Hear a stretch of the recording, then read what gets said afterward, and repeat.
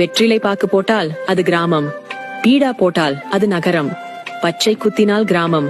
Tattoo போட்டுக்கொண்டால் நகரம்,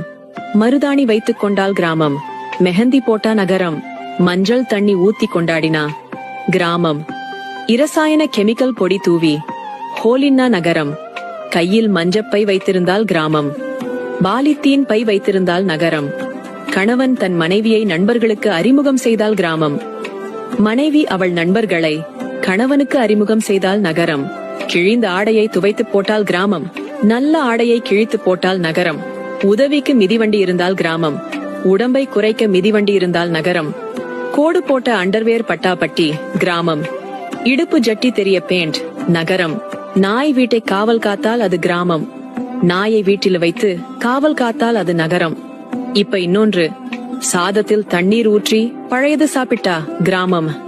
அமேசான்ல order பண்ணி பழையது சாப்பிட்டா நகரம். நீங்கள் கிராமமா அல்லது நகரமா?